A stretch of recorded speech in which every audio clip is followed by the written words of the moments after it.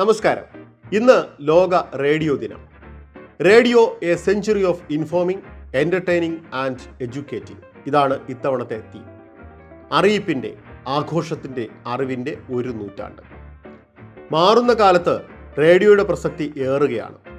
മലയാളിക്ക് ഇന്നും ഗൃഹാതുരത്വം നൽകുന്ന ഓർമ്മയാണ് റേഡിയോ. ദൈനംദിന ജീവിതത്തിൽ റേഡിയോ ഇല്ലാത്ത ഒരു ദിവസത്തെപ്പറ്റി ചിന്തിക്കാൻ പോലും കഴിയാത്ത മലയാളികൾ ഇന്ന് ആ കാലത്തിൽ നിന്നും ഒരുപാട് മാറിയിരിക്കുന്നുണ്ട്. എന്നാലും മാറുന്ന ജീവിതത്തിൽ റേഡിയോ നൽകിയ ശ്രവ്യാനുഭവം ഇന്നും ഓരോ മലയാളിയിലും ഗൃഹാതുരത ഉണർത്തുന്നു.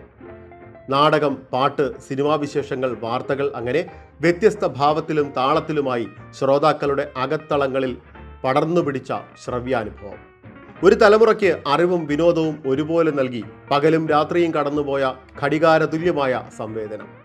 അതിവേഗം വളരുന്ന പുത്തൻ മാധ്യമ ലോകത്ത് റേഡിയോ ഒരു ഓർമ്മപ്പെടുത്തലാണ്. എങ്ങനെയായിരുന്നു കഴിഞ്ഞുപോയ തലമുറയുടെ അറിവ് നേടലും വിനോദവും വാർത്ത അറിഞ്ഞതുമൊക്കെ എന്ന്.